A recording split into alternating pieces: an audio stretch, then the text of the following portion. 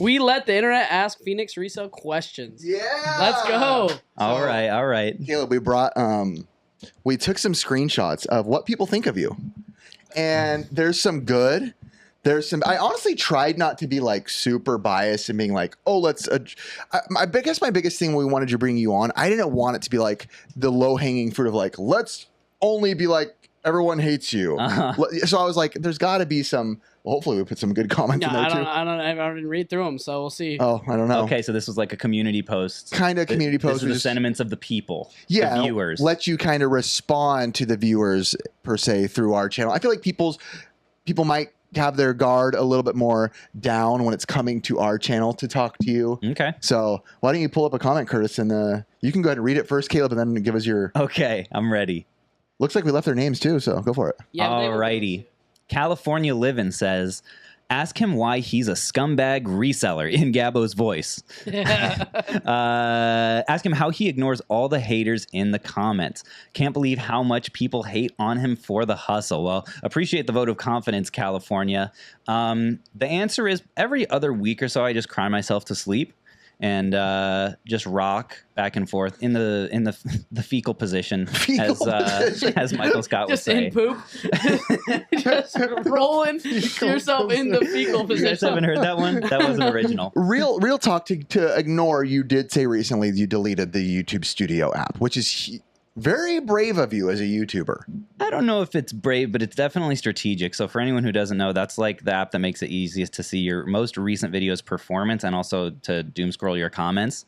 And I found myself doing that a lot because, you know, of course, I'm a narcissist being a YouTuber and I like reading what people say about me. And but the thing is, like, once your channel has grown a lot and you realize your ratio is like 50-50 positive to negative, it's hard to really do much comment reading and not start to feel worse about yourself. So I was like, both checking my previous videos' performances and reading comments makes me feel worse. I probably just should do less of this.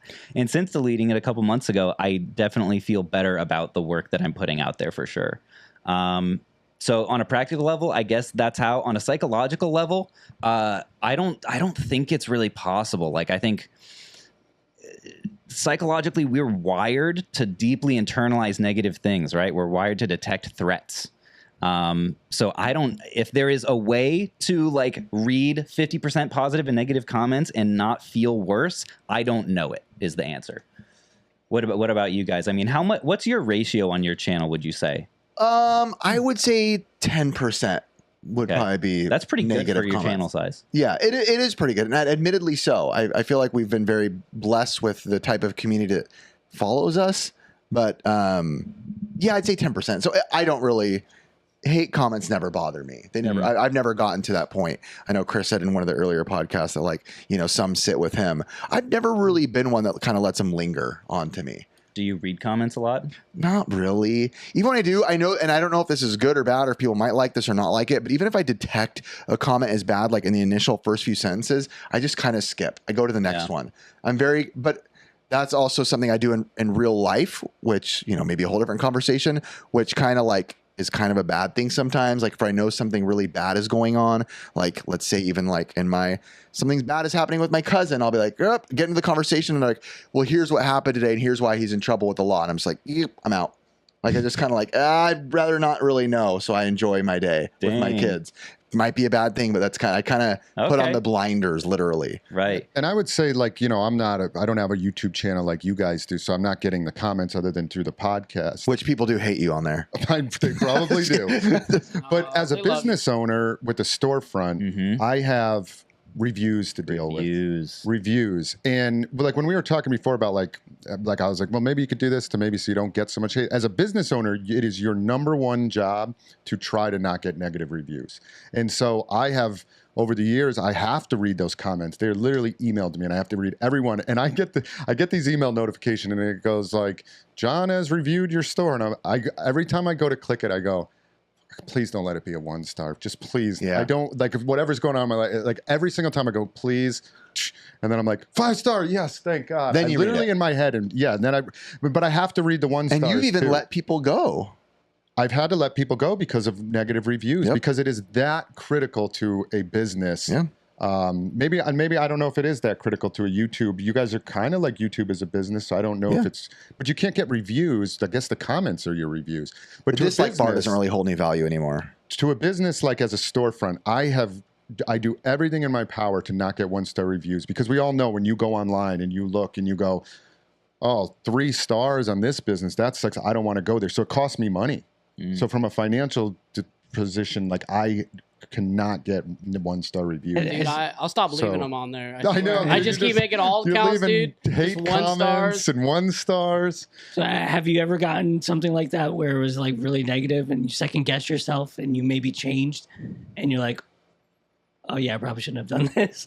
Like where it's been the opposite. Like you got to review, you know, you change something. It's weird. I went to the bathroom in Retro Games Plus and there was cameras in the restroom. What was Chris the question? didn't let me steal the Pokemon so cards. you change something in your business because of a negative review, and you probably shouldn't have made that change because it's that, you know, maybe you shouldn't have listened There's to that things that I wish I've had to do, like let employees go because of 1-star reviews. Is there things I remember that. I don't know if there's anything I've changed. Yeah, there's things sometimes you're forced to do. I can't think of one off the top of my head that I'm like, I can't think of what it would be. But yeah, the 1-star, the reviews are tough. Caleb, why don't you read the next comment? I can already see you starting to read over there. Alrighty, Speed Waynut says, cool name. He said nut. Speedway Nut says, you need to bring up misleading fans with the GameCube Gambit. We all went on a long journey, multiple hours following a series and watching Caleb get his epic GameCube collection. Then suddenly, right at the end, it was like, ha ha ha, got yar. I was never keeping most of these. That's not what we thought, dude. So, Speedy, very similar to what we said earlier, my first reaction is, oh, no, screw you. But then my second, more mature reaction is, I'm really glad that you liked it enough to be offended that I sold that collection. Not all of it, 40%. Yeah, the only little bit of defensiveness I still have is it wasn't most of it. And I would say even if it was most of it, like, I don't think that makes you any less of a collector. It doesn't cheapen the experience of getting something that eventually you sell it. I think that's actually a really healthy thing to go through every once in a while, is to assess and look at your collection and say, hey, how much of this really still brings me joy? And how much do I want to pass on to someone else's collection? I really like the idea of having a more curated lot. Now, is there something to be said for, like, maybe I should have waited longer and so people would have felt less betrayed? I guess you could say I don't really believe that. Like, I think the end of a challenge is a great time to do that. But nonetheless, I really do appreciate you watching, and hope that you've found it in your heart to enjoy some of the collecting that I've done since then. But hopefully not liked it too much, because I'm not making that many more videos like that. It was Those great days are gone. because when I was like selling stuff on eBay, like that was mostly my GameCube collection. All of a sudden, all the prices shot up, and I was like, "This is amazing." There was definitely a lot of love for GameCube in the collecting world during that series. Yeah, and I mean a lot. Like I noticed it. It was going quick at conventions and stuff. I think you had a little bit of market manipulation going on behind the scenes that we don't know about. Could be. Well, that will be really good news for my 18 copies of Pokemon box I've had in the closet this whole time. don't believe a word this man says. What's next, Caleb? Curtis? Whoa, what? What's going on, Inception, dude? Inception. Here we go. All right. Baxley Kid 2 says, a lot of people have asked questions about the negativity he's received in his... Man, everybody's talking about the hate I'm getting. No, read what he says. Go on. Okay.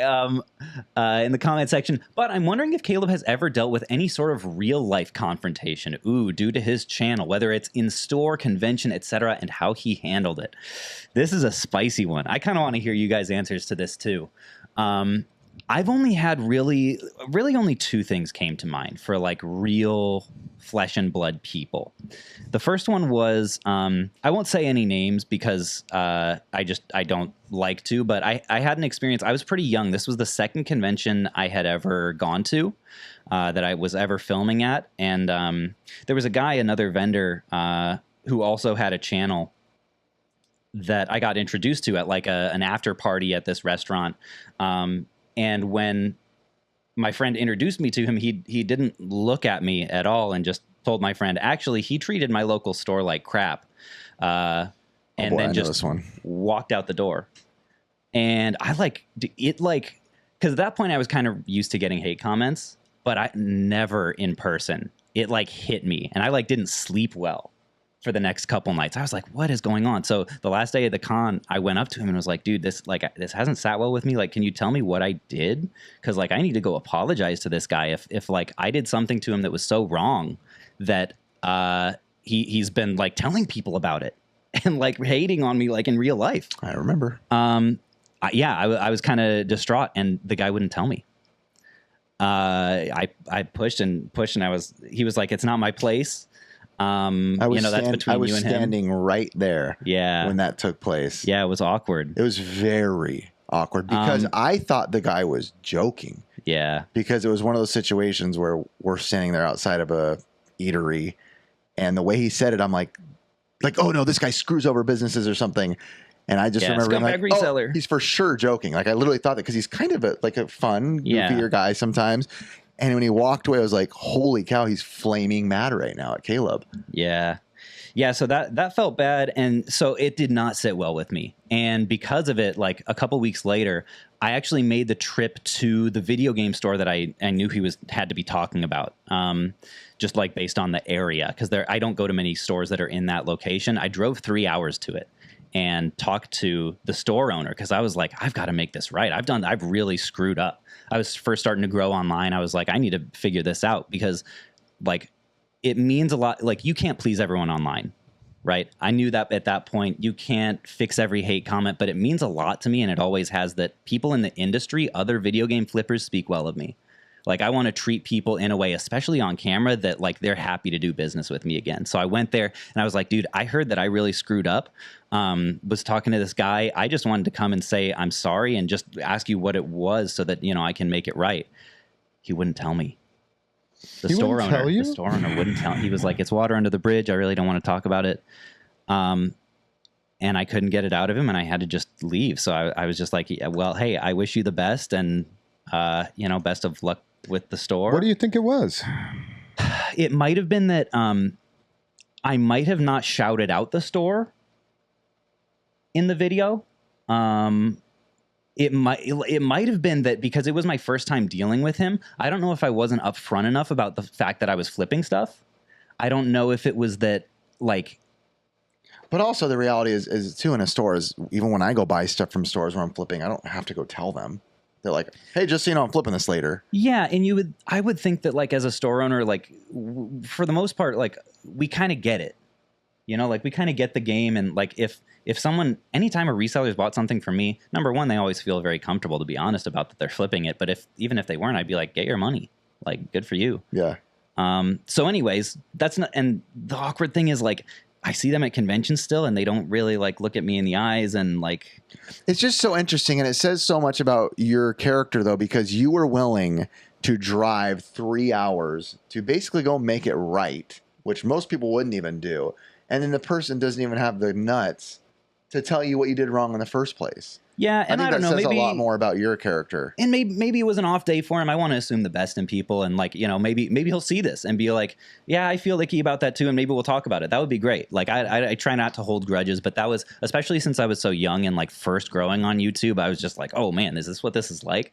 The only other thing that comes to mind for me is, this was not an in-person thing, but actually just this last year, there was a video game store that I had done business with in the past that just posted a really nasty video about me that felt different than all the other hater videos that are out there, because I knew these dudes, and that hurts more.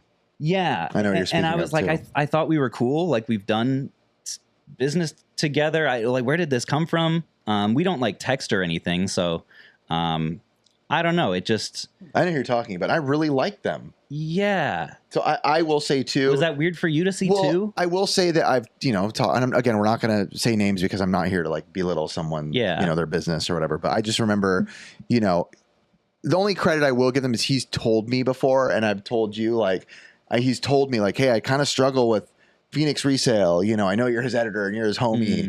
And I'm like, yeah, I promise you, Caleb's a really good guy. I know maybe, you guys don't see eye to eye on certain things. But again, yeah, when that video came out, I was definitely oh man, that one kind of was a little bit more rough than I was expecting, even though I still, from my relationship with him, like he's always been well to me, always super cool with us, super nice guy. So, I mean, it did. And he knows that too, even he might be watching. Well, and the awkward thing is like, I might see him like at a convention soon. Yeah. Yeah. And it's like, I'm not gonna like, what do you do? I don't know. I still wish them the best. I don't know, but if you're offering 70%, come on over to my house. I got a lot of good things for you.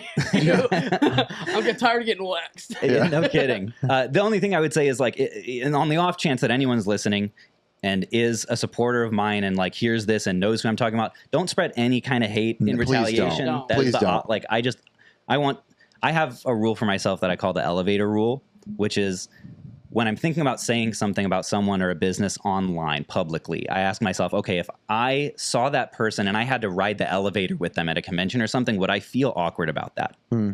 That's smart. And it stops me a lot because sometimes I'll walk out of game stores and be like, dude, they were so overpriced. I cannot believe. Did you see that double dash for $200 they had in there? Is what I want to say. You went to Retro Games Plus? But instead, just kidding.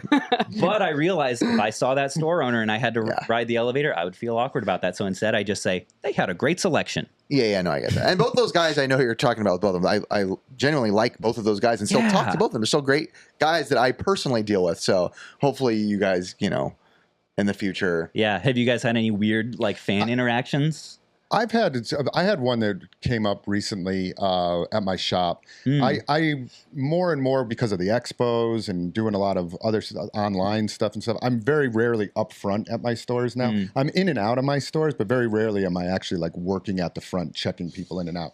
And it was like maybe a couple weeks ago, and I just happened to be like up helping one of my employees. This guy came in, he had bought a Guitar Hero Xbox 360 guitar, and it didn't work. And we told him like we only do store credit. We have store credit signs everywhere, and he asked for cashback. And I let Jacob handle it. He was my employee, and we worked with this guy for a good hour. Like he wanted some other questions. We looked for games for him. I took a game out of like one of our personal games that we had to help him out. I had a hard drive that there was a lot of stuff above and beyond that we did, right? And I thought everything was all good. He like left with a smile on his face. He was like, hey, thanks. There was thank you. Sorry about that with the guitar and everything. And I thought this problem was solved.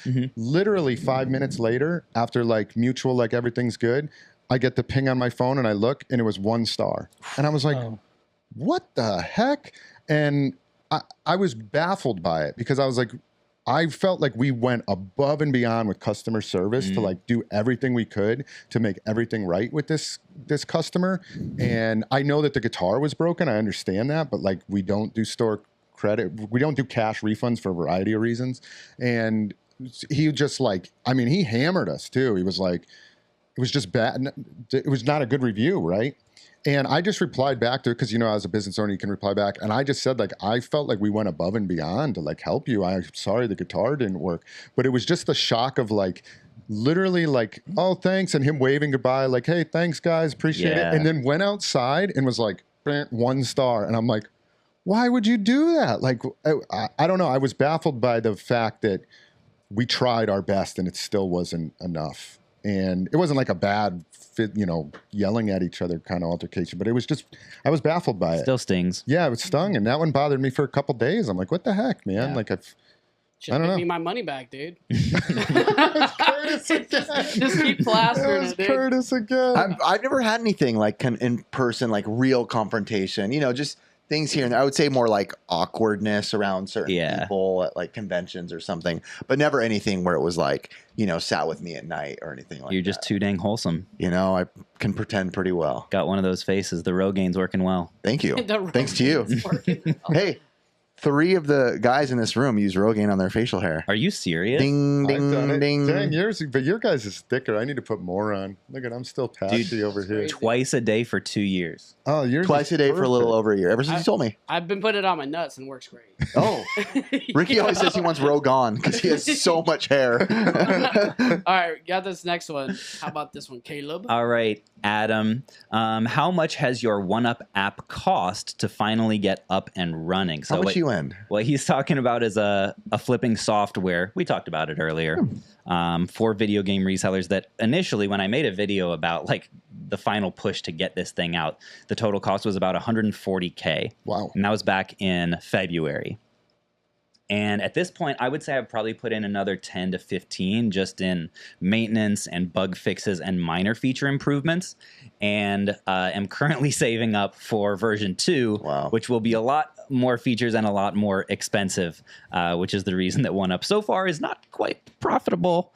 But, you know, we're getting there. That's another way that I guess I'm trying to be like really upfront and honest about, like, even though a lot of people, I made a good number of videos on my second channel about making an app, and so many people were like, dude, this is so boring, Riff included, as you put me in F, the second channel, in F on your YouTube tier list, which I'm still butthurt about. You deserve it. Yeah, I'm in favor of that. Yeah, a lot of people hated those videos, but it was a version of just trying to be radically honest about, like, dude, this is something I've never done before, and it's really hard, and I don't know if it's going to work out.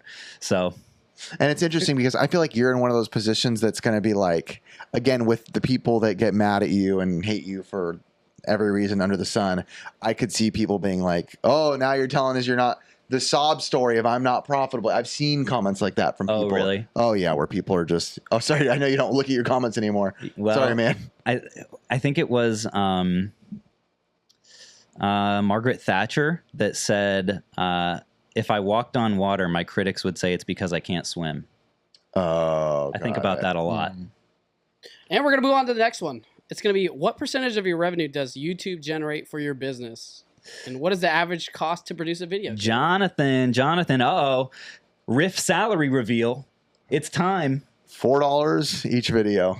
He's my unpaid intern. Every video is different. I don't know. Do you want me to give a range of what a video costs, like with you and my thumbnail designer? Because I have not only a top-of-the-line editor now, but I also have, I think, one of the world's best thumbnail designers. She's and great. Neither of them are cheap. So my average cost per video at this point is probably, it's over $1,000. And in ad revenue, it probably only makes like, I don't know, $1,500 to $2,000. So like last month, I think I profited a few $1,000 on the channel. Total. Yeah. After paying out. Which like is not nothing. That, you know, it helps, but given all the expenses that the business now has, it is not the most substantial form of revenue, thankfully. A lot of people will assume, not just, honestly, less with me than other YouTube resellers, that YouTube is the primary revenue driver, and I'm like making up my fines and I'm just doing stuff for views. Yep. That there are much easier ways to make money at this point than doing that. And you even going back to lessening the amount of videos that you do, though, it's costing you more per video from me. I would say the number is even a little low of what you just said, because now with the business videos, these videos are a lot longer, so they're not they as cost cheap more, as I once was. Yeah, they don't make as much. And what it's like as a businessman, like when I'm looking at doing things, and I've been asked, like, hey, you should do make YouTube videos. The one reason I haven't gotten into is I've always said, I don't have time for it because my time is money. Like, how much time do you dedicate to a video, and do you factor in the cost of your time with it? Yeah. I mean, the average week, it's probably like 10 to 12 hours, maybe 10 to 15. This week, it'll be probably a 40-plus hour week of just making videos because I'm doing it's marathon style. Oh, yeah, because you're right. But yeah, the YouTube channel at this point in the business is very much a driver for like just inventory acquisition, which is the biggest way that it is actually profitable. But at any point, if I wanted to get more, because I haven't been doing many sponsorships recently, the channel could become more profitable. True. But yeah, it's not the lion's share of the overall revenue. Totally. Makes sense. All right, we're going to go on to the next one. Good old David says, are you passionate enough, or are you passionate about playing video games, or just for profit off others' passion? Something tells me that David would disagree with one of the takes that I shared earlier, because I would say all of the above, and they are all equally valuable, David. You're not better than me because you like games more. I'm sorry to break it to you. Okay. But I don't know. Do you guys disagree? No, I get it. I don't think there's a hierarchy of what is more important within any of this, of, like you said earlier, collecting, reselling, modders, whatever, arcade. I don't think there's a hierarchy. But I will say, yes, I definitely see that the retro game community, which I'm very heavily a part of and are literally our people, there is definitely a little bit of a hierarchy system for them. Yeah, and what did he ask? Am I actually passionate about it? Gaming. Playing video games. Which you said you were. Yeah, I had a huge Hades kick earlier this year. That's a great game. Last year, I became an Elden Lord. Not to flex on you guys. Good, Elden Ring. Gosh, such a good How many game. hours did you put into it? Over 60. I put 250 into that game. Oh my gosh, dude. The heck? That's Where crazy. did you say that your time? That's why we can't get him doing anything. That's why he's not doing anything with SoCal. Yeah. 150 No, that hours. was like last year. Me and my son played the heck out of that game. Wow. Yeah, early 2023, I actually found what is now my favorite game of God of all War? time, God of War Ragnarok. Yep. Oh It's my got a great gosh, Oh, it's I so gotta good. play Ragnarok. That's the PSP one. PS5. PS5. PS5. Yeah. Is it The okay? newest one. Wait, that's all right. I was actually, when you guys were doing a segment on villains earlier, I was thinking Odin from that game. It's a very underrated pick because he's not like the biggest thing about him, he's the ultimate deceiver. So he's very charismatic. He's like soft talking and easygoing. He makes you want to like him and then commits genocide on multiple planets. Reminds me of you, dude. Soft spoken. I've been playing the God of War. I take a lot of cues from him. from the beginning. They're awesome. God of War 1 and 2. Yeah. Oh, God if of you're War in the 3 now. lore, dude, you've got to get... Did you play the 2018? So wait, is Ragnarok just God of War 4? Is that Ragnarok? Or Ragnarok is after God of War 4? No, so God of War 2018 on PS4 is like the reboot, the Norse reboot of the series, where like Kratos is now like resettled. He's a father. Yeah, I played that one a little bit. Okay. But that's not Ragnarok. Ragnarok Was is the the one follow after up to that? Oh, I didn't know there was one after that. Yeah. Oh, okay. That's apparently And like the most dude- praised one. Oh my gosh, the father and son story amidst this like awesome boss battle format. Like I couldn't even. I need to play that, but I do have a PS5, and anything with like father and son stuff always makes me like super. I bet you'll cry. For sure. I I cried cried today multiple hearing a times. song. And it was like an old country song that came out like how I'll never say I love you enough to your kid. And I was like, oh my God, like, Yeah. that's me, you know? I don't even have a kid and I was bawling. Yeah. I'm going to give a shout out to Retro World because we have TC Carson coming in yeah? August. Yeah. Wait, who's And that? he's the voice of Kratos from God of War 1, 2, and 3? 1 and 2. 1, 2, 3. And 1, then 2, he also 3. did the PSP. And then he's also Yeah, in which- like... Oh, he was in the SoCal. PSP ones, yeah. Which Yeah. playing God of War like 1, 2, and 3, in my opinion, why the game is so good is his voice when Kratos speaks is so freaking awesome. Yeah. So- It's weird. It's kind of the complete opposite of the newer actor who plays Kratos because he's more soft spoken, like, where the original one was like Shouty. shouting and Yeah. yeah. I mean, yeah. But both of them are good in their own way, I think.